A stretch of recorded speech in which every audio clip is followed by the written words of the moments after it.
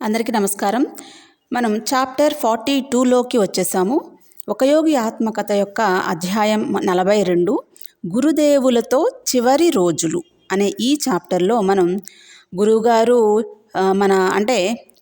యోగానంద గారి యొక్క గురువుగారు అయినటువంటి స్వామి శ్రీ యుక్తేశ్వర్ గారు యొక్క చివరి రోజుల్లో ఏ విధంగా గడిచింది, మన యోగానంద గారు యొక్క భావాలు ఏమిటి అనేది మనకి ఈ వీడియోలో తెలుస్తుంది. చాప్టర్స్లో మనకి ఆల్రెడీ మన యోగానంద గారి యొక్క గురువుగారు అయినటువంటి యుక్తేశ్వర్ గారి పిలుపు మేరకు ఆయన అమెరికా నుండి ఇండియాకు వచ్చేసారు. ఆ తర్వాత దక్షిణ భారతదేశం అంతా కూడా మ్యాక్సిమం శ్రీ రైట్తో కలిసి దర్శించారు. వాళ్ళు తిరిగి వచ్చేసిన తర్వాత వాళ్ళ గురువుగారిని చూడడానికి శ్రీరాంపూర్ ఆశ్రమానికి వెళ్తారనమాట యోగానంద గారు. వెళ్ళంగానే ఒక్కళ్ళే ఉంటారు, యుక్తేశ్వర్ గారు ఒక్కళ్ళే కూర్చుని ఉంటారు.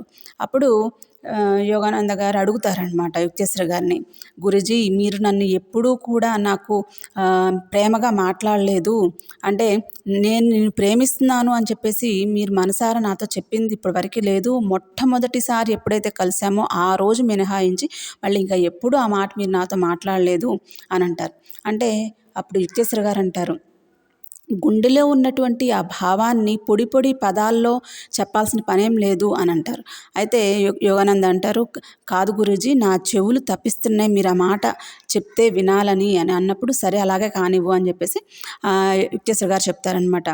నాకు నువ్వు రాకముందు నా జీవితం ఒక వెలితిగా ఉండేది, నాకు కొడుకులు లేరు, నా యొక్క ఈ శాస్త్రం ముందుకు తీసుకువెళ్ళడానికి, నా యోగాన్ని ముందుకు తీసుకువెళ్ళే కొడుకులు ఎవరు లేరు అని బాధపడుతూ ఉండేవాడిని. నువ్వు వచ్చిన తర్వాత ఆ వెలితి తీరిపోయింది, నువ్వే ఇక నాకు కొడుకు లాంటి వాడివి. సో మొత్తం బాధ్యత ఇంకా నా యొక్క ఆలోచనలు కానీ ఈ యోగం అంతా కూడా ముందుకు తీసుకువెళ్ళాల్సిన ఒకే ఒక్కడివి నువ్వే అని చెప్పి నేను నిన్ను ఎప్పుడూ ప్రేమిస్తూనే ఉంటాను అని కూడా చెప్తారనమాట. అప్పుడు ఆయనకి ఇంకా అంతులేని సంతోషంతో తృప్తిగా మన యోగానంద గారు ఉంటారు. అయితే సరే అది ఆ విషయం జరిగిన కొన్ని రోజులు చాలా కలకత్తాలో ఎన్నో ప్రసంగాలు చేయడం జరిగింది. అలాగే శ్రీరాంపూర్ కాలేజీ పూర్వ విద్యార్థుల సభ అనేది ఒకటి ఏర్పాటు చేస్తే అక్కడ చాలా పాత ఫ్రెండ్స్ అందరూ ఉంటారు కదా, ఆయన అక్కడే కదా చదివింది. సో అక్కడ చదివినప్పుడు పాత ఫ్రెండ్స్ అందరూ వచ్చారు, అలాగే టీచర్స్ కూడా ఉన్నారు. వాళ్ళందరితో కూడా చాలా హ్యాపీగా గడిచిపోతూ ఉంది. ఒక ప్రసంగం కూడా జరిగిందనమాట. ఆ ప్రసంగంలో యుక్తేశ్వర్ గారు కూడా వచ్చారు అండ్ ఆయన ఇన్వైట్ చేశారు. ఆయన కూడా వచ్చి మన యోగానంద గారి యొక్క ప్రసంగాన్ని ఆయన కూడా వినడం జరిగిందనమాట. ఇక తర్వాత డిసెంబర్ నెల చివరిలో శ్రీరాంపూర్ ఆశ్రమంలో ఎప్పుడూ కూడా చలికాలపు సంక్రమణోత్సవం అనేది జరుగుతూ ఉంటుందన్నమాట. మనకు తెలుసు కదా, మనం గోబి పువ్వు దొంగతనం అనే చాప్టర్లో మనం చాలా తెలుసుకున్నాం. అక్కడ ఏ విధంగా ఉత్సవాలు జరుగుతాయి అనేది, 2000 మందికి భోజనాలు ఏర్పాటు, ఆ తర్వాత పాటలు పాడటము, ఊరంతా ఊరేగింపు చేయటము. ఆ రోజు అప్పుడు ఆ గోపు దొంగతనం అనే చాప్టర్లో మనం తెలుసుకున్న ఏంటి, ఇంకా గురువుగారు అర్ధరాత్రి టైంలో యోగానందని తన పక్కనలోనే పడుకోమని అడుగుతారు. ఈలోపు అతిథులు వస్తున్నారు అనుకుంటే ఇద్దరు కలిసి వంట చేస్తారు అర్ధరాత్రి టైంలో కూడా. సో అదంతా కూడా మనం అక్కడ చదువుకున్నాం. మళ్ళీ ఇలాంటి ఒక ఉత్సవం అనేది వచ్చిందనమాట. ఆ ఉత్సవంలో కూడా సేమ్ అలాగే సమావేశాలు జరిగినాయి. ఆ సమావేశంలో యుక్తేశ్వర్ గారు అడుగుతారు ఏమని అంటే, ముకుందా నువ్వు ఇంగ్లీష్లో స్పీచ్ అని చెప్పేసి. సో ఇంగ్లీష్లో స్పీచ్ ఇస్తారు, మన యుక్తేశ్వర్ గారు వింటారు. అండ్ యుక్తేశ్వర్ గారు ఏ విధంగా ఆయనకి హెల్ప్ చేశారు అనేది ఆ సమావేశంలో యోగానంద గారు చెప్తారనమాట. సో అదంతా కూడా ఈయన హ్యాపీగా అనిపిస్తుంది అనమాట.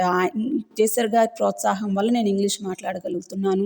సో ఇప్పుడు ఆయన ముందు మళ్ళీ నేను మాట్లాడాను అనేది కూడా ఈయనకి హ్యాపీగా అనిపిస్తుంది. సో ఇంకా ఆ ఉత్సవం అయిపోయిన నైట్ యుక్తేశ్వర్ గారు అడుగుతారు, యోగానంద నువ్వు ఈరోజు వెళ్ళిపోవాల్సిందేనా కలకత్తాకి? సరే ఇప్పుడు వెళ్ళు, కానీ రేపు మాత్రం మళ్ళీ రా, ఒకసారి నీతో కొన్ని మాట్లాడాలి అని అంటారనమాట. మాట్లాడాలంటే మరుసటి రోజు అలాగే పరమహంస యోగానంద గారు గారి దగ్గరికి వెళ్తారనమాట. వెళ్ళినప్పుడు యుక్తేశ్వర్ గారు చెప్తారు, ముకుంద నీకు ఇప్పటి నుంచి నీ పేరు ముందు పరమహంస అనే ఒక బిరుదును నేను ప్రసాదిస్తున్నాను. ఇక నుంచి నీ పేరు పరమహంస యోగానంద అని చెప్పేసి ఆయనకి చెప్తాను. పరమహంస అంటే పరమ అంటే అత్యున్నత అనమాట. హంస అంటే తెల్లటి హంసను సృష్టికర్త అయిన బ్రహ్మకు వాహనంగా చెప్తారు పురాణాల్లో. సో అట్లా పరమహంస అనే బిరుదుని ఆయనకి ఇస్తారు. భూమి మీద ఇప్పుడు ఇక నా పని పూర్తి అయిపోయింది, ఇక నువ్వు కొనసాగించాలి అన్నారు గురుదేవులు అనమాట. ఆయన కళ్ళల్లో ప్రశాంతంగా చెప్తారు. అలాగే పూరిలో మన ఆశ్రమం బాధ్యత తీసుకోవడానికి ఎవరినైనా పంపు అని కూడా చెప్తారు యుక్తేశ్వర్ గారు. ఇక నేనంతా నీ చేతుల్లో పెట్టేస్తున్నాను, నువ్వు నీ జీవిత నౌకను, సంస్థా నౌకను విజయవంతంగా దైవ తీరాలకు నువ్వే చేర్చాలి అని చెప్తారనమాట. అదేంటి అసలు కన్నీళ్ళు కార్చేస్తారు. ఇక గట్టిగా పాదాలను చుట్టేసేసుకుంటారనమాట యోగానంద గారు. తమ ఆస్తులు ఉన్నాయి కదా, ఆ ఆస్తులన్నింటినీ బందోబస్తు చేయాలని చెప్పేసి గురుదేవులకి ఎప్పటి నుంచో ఉందనమాట. ఆయన కిద్దర్పూర్ వెళ్ళాలనుకుంటారు. అక్కడ ఎందుకు వెళ్ళాలి అంటే ఆయన ఆస్తులన్నిటినీ అంటే రెండు ఆశ్రమాలు ఉన్నాయి కదా, పూరిలో ఒకటి ఉంది, శ్రీరాంపూర్లో ఉంది. సో ఈ రెండు ఆశ్రమాల యొక్క ఆస్తులన్నిటినీ కూడా బంధువులు ఎవరూ కాకుండా కేవలం ధర్మ కార్యాలకే వినియోగించాలి అనేది ఒక పత్రం రాయాలనేది ఈయన సంకల్పం అనమాట. ఎలా అంటారనమాట, ఇంకా నేను కిద్దర్పూర్ వెళ్ళేది లేదు అని చెప్పేసి చెప్తారు. చెప్పంగానే గురుదేవులు దడుచుకున్న పసివాళ్ళ వణికిపోతూ ఉంటారనమాట. ఏంటంటే ఆయన మరణ భయం అనేది ఆయనకి వచ్చింది. ఏంటంటే మహామునుల్లో సైతం దేహం అనే ఇంటి మీద మమకారం దాని సహజ ప్రకృతిని బట్టి కొంచెం ఉంటుంది. ఇప్పుడు ఫర్ ఎగ్జాంపుల్ ఒక పంజరంలో చిలక ఉంది, సడన్గా ఆ చిలకని పంజరం డోర్ ఓపెన్ చేస్తే ఎప్పటి నుండో ఉన్న తన ఇంటిని వదిలి వెళ్ళడానికి, బయటికి వెళ్ళడానికి కొంచెం భయం అనేది ఉంటుంది. సో అదేవిధంగా మనకి కూడా ఈ శరీరం అనే పంజరం నుంచి ఎప్పటి నుంచో మనం ఇంట్లో ఉన్నాం, ఈ శరీరం అనే ఇంటిలో ఉన్నాం. సో ఈ ఇంటిని దాటి బయటికి వెళ్ళాలి అంటే కొంచెం వణుకు, భయం అనేది సహజంగానే వస్తుందన్నమాట. చెప్తున్నప్పుడు కూడా మన యుక్తేశ్వర్ గారి ముఖం అనేది చాలా ప్రశాంతంగా ఉంది, ప్రసన్నంగా ఉంది. ఆయనకి 81 ఏళ్ళు పుట్టినరోజు కూడా ఆయన జరుపుకోబోతున్నారు. ఆయన చాలా స్ట్రాంగ్గా, హెల్తీగా ఉన్నారనమాట. ఇంకా కాబట్టి మన యోగానంద గారికి ఎక్కువ మనసులో ఎక్కువ భయం అయితే ఏమీ లేదు ఆయన గురించి. మామూలుగా జనరల్గా చెప్తున్నారనే అనుకున్నారు. గురుదేవ, అలహాబాద్లో ఈ నెల కుంభమేళా జరుగుతోంది, నేను దానికి వెళ్ళాలనుకుంటున్నాను అని చెప్పేసి అన్నప్పుడు అయితే నీకు నిజంగా వెళ్ళాలని ఉందా అని అంటారనమాట. యాక్చువల్గా యుక్తేశ్వర్ గారికి యోగానందని పంపించడం ఇష్టం లేదు. అదేమో ముకుందుడికి అర్థం కాదనమాట. ముకుందుడికి అర్థం చేసుకోలేకపోతున్నాడు అనమాట. అర్థం చేసుకోలేక, అవును గురుదేవా, మీరు ఎట్లాగైతే బాబాజీని కలుసుకున్నారో మనం ప్రీవియస్ వీడియోస్లో కూడా చెప్పుకున్నాం. యుక్తేశ్వర్ గారు బాబాజీ గారిని 3 సార్లు కలుస్తారు కదా, అది ఫస్ట్ టైం ఎక్కడ కలుస్తారు, ఇలాంటి అలహాబాద్లో కుంభమేళాలోనే కలుస్తారు కదా. సో అట్లాగే నాకు కూడా బాబాజీ కలుస్తారు, అందుకే నేను కుంభమేళానికి వెళ్ళాలనుకుంటున్నాను అని చెప్పేసి చెప్తారు. సర్లే, అతని ఉత్సాహాన్ని ఎందుకు కాదనాలి అని కొంతమంది, ఆయన ఒక్కళ్ళే కాకుండా, ముకుందుడు ఒక్కడే కాకుండా ఇంకా చాలామందిని కలుపుకుని కుంభమేళానికి అలహాబాద్కి బయలుదేరేస్తారనమాట. సో అది ఇప్పుడు వీళ్ళు డిసెంబర్లో ఈ ఉత్సవం జరుపుకున్నారు కదా, 1935 డిసెంబరు, ఇప్పుడు 1936 జనవరిలో కుంభమేళా జరిగిందనమాట. అక్కడ వీళ్ళ కొంతమంది బృందంతో కలిసి యోగానంద గారు వెళ్ళారనమాట. సో అక్కడ ఇక లక్షల మంది అనమాట. తెలుసు కదా మనకు, ఆ ప్రీవియస్ వీడియోస్లో మనం తెలుసుకున్నాం కుంభమేళాలో ఏ విధంగా ఉంటుంది. అక్కడంతా కూడా గంగలు అండ్ తపస్సులు, చాలా గుంపులుగా మామూలు ప్రజలు కావచ్చు, గోచిలు కట్టుకున్న సాధువులు కావచ్చు, కాషాయ వస్త్రాలు ధరించిన వాళ్ళు కావచ్చు, వెదురుకర్ర భిక్షపాత్ర చేత పట్టుకున్న వాళ్ళు కావచ్చు, జుట్టంతా జడలు కట్టి తల మీద చుట్టుకున్న వాళ్ళు కావచ్చు, గడ్డాలు ఉన్నవాళ్ళు, ఇట్లా చాలామంది బిచ్చగాళ్ళు చాలామంది అక్కడ కనిపిస్తూ ఉన్నారనమాట. అయితే వాళ్ళల్లో కొంతమంది సాధువులకి వీళ్ళు ప్రణామం చేశారు, వాళ్ళని కలుసుకున్నారు, వాళ్ళని ఇంటర్వ్యూ చేశారు. వాళ్ళు డైలీ రొటీన్ ఏంటి అనేది అవన్నీ కూడా మన యోగానంద గారు అండ్ వాళ్ళ బృందంలో శ్రీ రైట్ కూడా ఉన్నారు. సో వాళ్ళ బృందము అడుగుతారనమాట. అట్లా ఇంకా కొంతమంది ఒక స్వామిని దర్శిస్తారనమాట. అక్కడ ఆ సన్యాసి పేరు ఏంటంటే కృష్ణానంద గారు. ఆయన దగ్గర ఒక పెంపుడు ఆడసింహం కూడా ఉందంట. ఆ సింహం అన్నం పాలు తప్ప మాంసమే తిందంట. అంటే ఓంకార నాదం చేయడం కూడా వచ్చంట ఆ ఆడసింహానికి. సో అట్లా ఇంకా అలాంటి స్వాముల్ని ఇంకా చాలామందిని కలిశారు. అట్లా కరపాత్రి అనే ఒక యువ సంచార సాధువుని కూడా ఆయన ఉండే ప్లేస్‌కి సైతం వెళ్ళి చిన్న కుటీరం అనమాట. అది పాక్కుంటూ కిందకెళ్ళాలంట ఆ కుటీరం లోపలికి. అలాంటి ఒక కరపాత్రి అనే సాధువు దగ్గరికి వెళ్ళారనమాట. ఆయన చూస్తే వీళ్ళకి అనిపిస్తుందనమాట. ఏమని భౌతిక ప్రపంచం పట్ల మమకారం లేని వ్యక్తి జీవితం ఎంత సుఖంగా ఉంటుందో అని. సో, ఎట్లాంటి సమస్యలు ఉండవు. ఈవెన్ డబ్బు కోసం ఆరాటం లేదు. బట్టలు ఓకే కొనుక్కోవాలని ఏమీ లేదు. వరపాత్రి అనే వ్యక్తి బెనారస్ విశ్వవిద్యాలయంలో ఎంఏ కూడా చేశారనమాట. సో, ఇంత భారతదేశాన్ని అంటే గొప్ప సన్యాసిగా ఉంటూ చదువుకున్న ఒక సన్యాసి అనేది ఈయనకి చాలా ఈ శ్రీ రైట్‌కి కూడా చాలా మంచిగా అనిపిస్తుందనమాట ఆయన్ని చూసినప్పుడు. అయితే చాలా క్వెషన్‌లు అడుగుతారు మన యోగానంద గారు ఆయన కూడా సమాధానం చెప్తారు. మీరు ఎట్లా చెప్పారండి దీనికి? మీకు అనుభవంతో చెప్పిందా? లేకపోతే పుస్తకాల్లో చదివిందా? అంటే పుస్తకాల్లో నుంచి కొంచెం అండ్ నేను అనుభవంతో కొన్ని నాకు చెప్తున్నానని చెప్తారనమాట. ఈయన చూసాక శ్రీ రైట్ ఆయన ఏమనుకుంటారంటే బంగారు గడ్డి సింహాసనం మీద కూర్చున్న మహారాజు ఈయన అని చెప్పేసి వాళ్ళు అనుకుంటారనమాట. ఆ రోజు రాత్రి గడిచిన తర్వాత మరుసటి రోజు ఇంక అక్కడే 2 రోజులు ఉండిపోతారనమాట. కుంభమేళాలోనే ఇంకా చాలామందిని కలుసుకుని 2 రోజులు అక్కడే ఉండిపోతారు. ఆ తర్వాత ఆగ్రా వెళ్తారనమాట. ఆగ్రాలో తాజ్‌మహల్‌ని చూస్తారు. తర్వాత బృందావనానికి కూడా వెళ్తారు. మీకు గుర్తుంటే గనక మనం చేతిలో డబ్బులు లేకుండా బృందావనానికి వెళ్ళొచ్చారు కదా! జితేంద్రుడు అండ్ యోగానంద ముకుందుడు. సో, అదంతా కూడా ఈయనకి జ్ఞాపకం వస్తుందనమాట. బృందావనంలో స్వామి కేశవానంద గారిని కలుసుకుంటారు. సో, ఈ కేశవానంద గారు ఎవరు? లాహిరి మహాశయుల యొక్క శిష్యులు కదా! సో, ఎందుకు కలుస్తున్నారు అంటే లాహిరి మహాశయుల యొక్క జీవిత చరిత్ర ఈయన రాస్తున్నారు మన యోగానంద గారు. సో, ఆయన గురించిన విశేషాలు తెలుసుకోవడానికి ఈయన దగ్గరికి వెళ్తారనమాట. అట్లాగే కేశవానంద గారి యొక్క జీవిత విశేషాలు కూడా ఈయన తెలుసుకుంటారు. ఈయనేంటంటే 90 ఏళ్ళు ఈయనకి 90 ఏళ్ళు వస్తున్నా కూడా పడుచుగా ఉన్నారనమాట. ఓన్లీ తెల్ల గడ్డం కొంచెం మెరిసింది తప్ప చాలా యంగ్‌గానే కనిపిస్తున్నారనమాట. సో, భారతీయ గురువుల గురించి రాసే ఆయన పుస్తకంలో ఈయన గురించి కూడా రాయడానికి ఈయన అనుకున్నారు. అప్పుడు కేశవానంద గారి యొక్క పూర్వ జీవితం ఏంటి అనేది ఈయన ముకుందుడు అడుగుతారనమాట. ఆయన రిక్వెస్ట్ చేస్తారు చెప్పమని. అప్పుడు ఆయన ఏం చెప్తారంటే, నేను హిమాలయాల వైపు చాలా అట్రాక్ట్ అవుతా ఉండేవాడిని. ఎప్పుడు హిమాలయాల వైపే వెళ్ళేవాడిని. ఒక గుహ వదిలి ఇంకో గుహలోకి వెళ్తా ఉండేవాడిని. అలా కొన్ని రోజులు ఆ గుహలు మార్చాక హరిద్వారం లో ఒక ఆశ్రమం నడిపాను. అక్కడేమో తాజ్ పాములు అవన్నీ వచ్చేసాయి. యాత్రికులు ఎవ్వరూ లోపలికి వచ్చేవాళ్ళు కాదు. ఈ తాజ్ పాములు వీటి ఇక ఆ తర్వాత ఆ గుహ కూడా కొన్ని వరదల వల్ల పూడ్చుకుని పోయింది. ఇక చాలా అడవుల్లో అలా హిమాలయాల పులులు అవన్నీ ఉంటాయి. అయినప్పటికీ ఆ పులులు ఏంటి అంటే యోగుల్ని ఏమీ చేయవు అనేది ఒక నమ్మకం అనమాట. ఒకరోజు ఒక పులైతే నాకు కనిపించింది. అయినా అది నన్ను చూసి రాయిలా స్తంభించిపోయింది తప్ప ఇంకేమీ చేయలేదు అని చెప్పేసి చెప్తారు. అలా అప్పుడప్పుడు కాశీకి వెళ్ళి లాహిరి మహాశయుల్ని చూసేవాళ్ళంట ఆయన. లాహిరి మహాశయులు గారేమో కేశవానంద నీ అరికాళ్ళలో ఏమైనా చక్రం ఉందా? ఎప్పుడు తిరుగుతూనే ఉంటావు అని చెప్పేసి ఆయన అనేవాళ్ళంట. ఇక తర్వాత 2 అవర్స్ తర్వాత వాళ్ళు భోజనానికి పిలుస్తారు. భోజనంలో 15 రకాల వంటలు ఉంటాయన్నమాట. ఇక అది భోజనం అయిపోయిన తర్వాత కేశవానంద గారు మన ముకుందుడితో ఒక మాట చెప్తారు. నువ్వు వస్తావని నాకు ముందే తెలుసు. నీకు కబురు చెప్పాలి అని అంటారు. ఏంటి అంటే నేను ఒకసారి ఇలా ఒక నుంచి గుహకి వెళ్తూ ఉన్న టైంలో నేను దారి తప్పిపోయి ఒక గుహలోకి వెళ్ళాను. ఆ గుహలో ఎవరూ లేరు. కానీ అది అగ్ని అనేది వస్తుంది. ఎవరో ఇక్కడ అంతకుముందు ఉన్నారని చెప్పేసి నేను అనిపించింది. కాసేపటికే కేశవానంద నువ్వు ఇక్కడ ఉన్నందుకు సంతోషం అని ఒక మాట నా వెనక నుంచి వినిపించింది. నేను వెనక్కి తిరిగి చూస్తే అక్కడ బాబాజీ గారు ప్రత్యక్షమయ్యారు. నిన్ను నేనే పిలిపించాను ఇక్కడ అని చెప్తారనమాట. చెప్పి ఆయనకి కొన్ని ఆధ్యాత్మికంగా కొన్ని సలహాలు ఇస్తారు. ఇచ్చిన తర్వాత బాబాజీ గారు కేశవానందతో చెప్తారు. ఏమని? నువ్వు యోగానందతో చెప్పు. ఏమని? ఈసారి నేను అతన్ని కలుసుకోనని మరో సందర్భంలో కలుస్తానని చెప్పని చెప్తారు.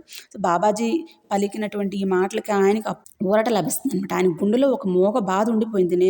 ఆయన ఫస్ట్ ఎందుకు వచ్చారు అసలు? ఈ అలహాబాద్లో కుంభమేళాలో బాబాజీని కలవాలి అనేది మన యోగానంద గారి యొక్క కోరిక. కలుస్తాను అనేది ఆయన ఆశ అనమాట. సో, అయితే ఇక్కడ ఆ డౌట్ క్లియర్ అయిపోయింది. ఎప్పుడు కలుస్తారేమో అని అనుకుంటున్నారు ఇన్ని రోజుల నుంచి. కానీ ఇక ఆయన కలవరు అనేది ఇక్కడ క్లియర్ అయిపోయింది. అండ్ ఆల్రెడీ యుక్తేశ్వర్ గారు జోస్యం చెప్పేశారు. కాబట్టి ఆయన పెద్దగా దిగులు పడలేదన్నమాట మన యోగానందుడు. ఇక మధ్యాహ్నం అక్కడ మర్నాడు మధ్యాహ్నం అంతా కూడా ఇక ఆ రోజు రాత్రి అక్కడే గడిపేసేసి మరుసటి రోజు మధ్యాహ్నము కలకత్తాకు బయలుదేరుతున్నారు. యోగానంద గారు అండ్ శ్రీరైట్ వాళ్ళ బృందము కలకత్తాకి వెళ్ళిపోతారు. కలకత్తాలో వెంటనే వాళ్ళ గురువుగారిని కలవాలి అన్న ఆతృత ఉందన్నమాట. దాంతో వాళ్ళు శ్రీరాంపూర్ ఆశ్రమానికి వెళ్తారు. అక్కడికి వెళ్ళంగానే ఆయనకు ఒక విషయం తెలిసింది. ఏంటి అంటే అక్కడ యుక్తేశ్వర్ గారు లేరు. ఆయన శ్రీరాంపూర్ నుంచి వెళ్ళిపోయి దక్షిణ దిశలో 300 మైళ్ళ దూరంలో ఉన్న పూరిలో ఉన్నారని తెలుస్తుందన్నమాట. తెలిసి ఆయన డిసప్పాయింట్ అవుతారు. అండ్ వెంటనే పూరి ఆశ్రమానికి రండి అని చెప్పేసి ఒక టెలిగ్రామ్ అనేది అక్కడ వాళ్ళకి వస్తుంది. ఒక టెలిగ్రామ్ వస్తుంది. అది కూడా చూస్తారనమాట యోగానంద. చూసి వెంటనే పూరి ఆశ్రమానికి రండి అనగానే ఈయనకి అర్థమైపోతుంది అనమాట. అది ఎప్పుడు మార్చి 8వ తారీఖున వచ్చింది ఆ టెలిగ్రామ్. దేవుళ్ళ ప్రాణం కాపాడమని దేవుడికి ఇక మొరపెట్టుకుంటారనమాట. మొరపెట్టుకోరికి వెళ్ళాలనుకుంటారు. కానీ ఆయన ప్రార్థన చేస్తున్నారు కదా, ఏమని యుక్తేశ్వర్ గారు బ్రతకాలని ఉండాలి అని చెప్పేసి అనుకుంటున్నారు కదా. కాబట్టి మనసులో నుంచి ఒక దివ్యవాణి వస్తుంది. ఏమని, నువ్వు పూరి వెళ్ళకు, నీ ప్రార్థన మన్నించదు అని చెప్పేసి అనగానే ఆయన ఇక వెళ్ళవద్దు అని అందు కాబట్టి వెళ్ళకుండా ఆగిపోతారనమాట. ఈయన మర్నాడు సాయంత్రానికి పూరి వెళ్ళడానికి బయలుదేరితే ఆకాశంలో యుక్తేశ్వర్ గారు కనిపిస్తారు. యుక్తేశ్వర్ గారు ఆయన పక్కన 2 దీపాలు కనిపిస్తాయి అనమాట. ఇక అంతా అయిపోయిందా అని అనుకుంటారు. తల ఊపుతారనమాట. తల ఊపి ఇక ఆయన అదృశ్యమైపోతారు అక్కడ. ఇక పూరిలో ఆయన ట్రైన్ దిగంగానే ఒక వ్యక్తి వచ్చేసేసి, మీ గురువు గారు పోయిన సంగతి విన్నారా అని చెప్పేసి అని అంటారనమాట. అంటే ఇక ప్రతిసారి ఆయనకి ఆ సిగ్నల్ అనేది వస్తుంది. యాక్చువల్గా మన యుక్తేశ్వర్ గారికి యోగానందుడు వెళ్ళడం ఇష్టం లేదు. ఆయనకు తెలుసు ఆయన చనిపోతానని. ఇక్కడ కూడా యోగానంద గారు కూడా ఏంటి అంటే ఆయనకి ఇష్టమైన వాళ్ళు చనిపోయేటప్పుడు ప్రతిసారి కూడా ఈయన దూరంగా ఉండడమే జరుగుతుందన్నమాట. వాళ్ళ అమ్మగారు కావచ్చు, వాళ్ళ నాన్నగారు కావచ్చు, వాళ్ళ అన్నయ్య కావచ్చు, వాళ్ళ అక్క కావచ్చు, ఇప్పుడు గురుదేవులు. సో వీళ్ళందరూ చనిపోయే టైంలో ఆయన అక్కడ లేరు. ఎందుకంటే ఆయన దాన్ని తట్టుకునే శక్తి భగవంతుడు అక్కడ ఉండకుండా చేస్తున్నారనమాట అలా ఆ టైంకి. ఎందుకంటే బలవంతంగా వాళ్ళని పంపించడం ఈయనకి ఇష్టం లేదు. పూరి ఆశ్రమానికి చేరేసరికి దాదాపు స్పృహ తప్పిపోయే పరిస్థితిలో ఉన్నారనమాట. ఇదంతా ఆలోచించుకుంటా యోగానందుడు ఇక కళ్ళు తిరిగిపోయినాయి అనమాట. సో గుండె చిక్కబట్టుకో, ప్రశాంతంగా ఉండని చెప్పి అతను ఆయన అనుకుంటూ వచ్చారనమాట. వెళ్ళి ఆయన గదిలోకి వెళ్ళంగానే పద్మాసనంలో ఉంది ఆయన శరీరం అనమాట. ఆయన శరీరం పద్మాసనంలోనే ఆరోగ్యంగా, సౌందర్యం ఉట్టిపడేలాగా. అసలు చనిపోవడానికి కొన్నాళ్ళ ముందంట గురుదేవులకు కొద్దిగా జ్వరం మాత్రమే వచ్చిందంట. ఆయన మామూలుగానే ఉన్నారు. సో స్పృహతోనే విడిచిపెట్టారనమాట. బెంగాల్ సింహం వెళ్ళిపోయింది అంటూ ఆయన వాపోయారనమాట మన యోగానంద గారు. మార్చి 10న అంత్యక్రియలు జరిపారనమాట. మొత్తం కర్మకాండ అంతా కూడా దగ్గరుండి జరిపారు. సో ఈయన 81 సంవత్సరాల వయసు గల శ్రీమద్ స్వామి శ్రీ యుక్తేశ్వర్ గిరి మహారాజ్ మార్చి 21న పూరిలో జరిగిందనమాట. ఈయన గురించి ఆ టైంలో ఒక పేపర్లో కూడా ఈయన గురించి మొత్తం రాశారు. ఈయన యోగానంద గారిని అమెరికా పంపించడము అండ్ అక్కడ ఎంత సంస్థలు నడిపారు, ఈయన ఇక్కడ ఉండి ఎన్ని సంస్థలు నడిపించేశారు.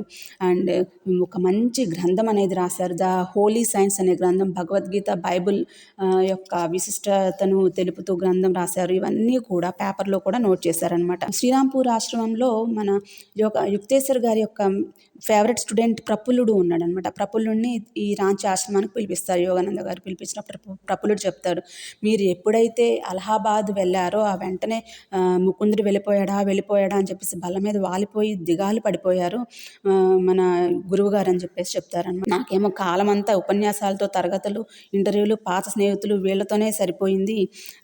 ఇక నేను గురువుగారి దగ్గర గడపలేకపోయాను అన్న ఆలోచన ఈయనకి ఇంకా కొంగదీస్తుంది అనమాట.